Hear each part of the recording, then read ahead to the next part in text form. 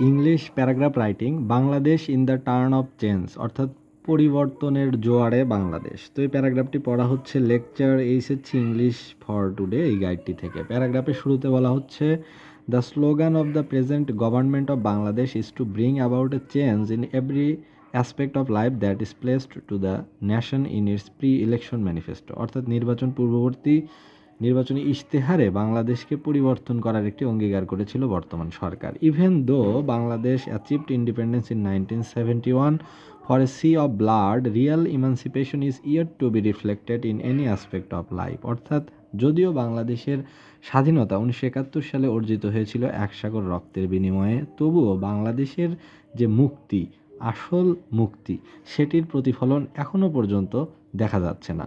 Corruption, poverty, illiteracy, terrorism, emergence of fundamentalism and militancy, all this have গ্রিপড the nation. দুর্নীতি, দরিদ্রতা, অজ্ঞতা বা অশিক্ষা, নিরক্ষরতা, সন্ত্রাস, এমনকি মৌলবাদীদের উত্থান এবং জঙ্গি তৎপরতা ইত্যাদি জাতিকে যেন গ্রিপ বা গ্রাস করেছে, আঁকড়ে ধরেছে।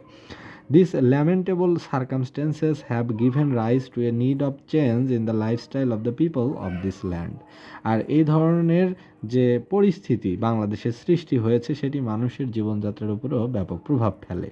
It is truly felt that the use of modern technology is to be given top priority to bring about this change. তো বর্তমানে আধুনিক যে প্রযুক্তি এগুলোর ব্যবহার নিশ্চিত করা হচ্ছে বাংলাদেশের পরিবর্তন বয়ে আনার জন্য।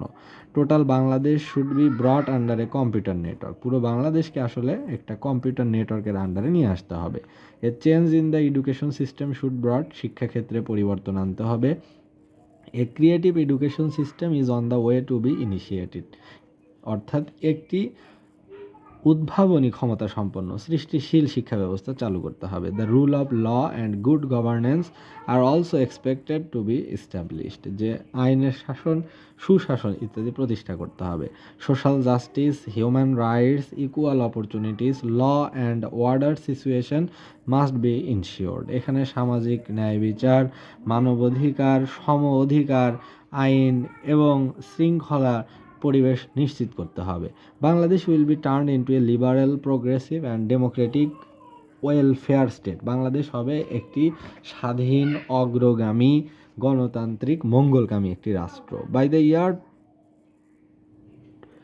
2001, the golden jubilee of Bangladesh independence, it will be a middle income country where poverty will be drastically reduced.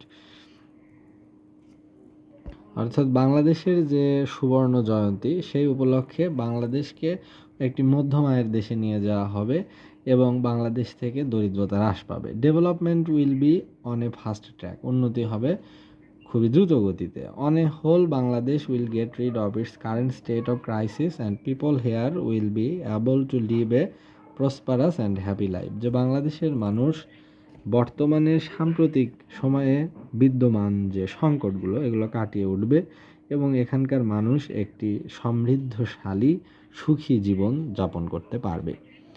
তো এই যে প্যারাগ্রাফটি, এটি পড়া হলো lecture HSC English for today এই গাইডটি থেকে। তো এখানে বলা হচ্ছে পরিবর্তনের জোয়ারে বাংলাদেশ বা Bangladesh in the turn off change, এটি নিয়ে একটি প্যারাগ্রাফ লিখতে হবে।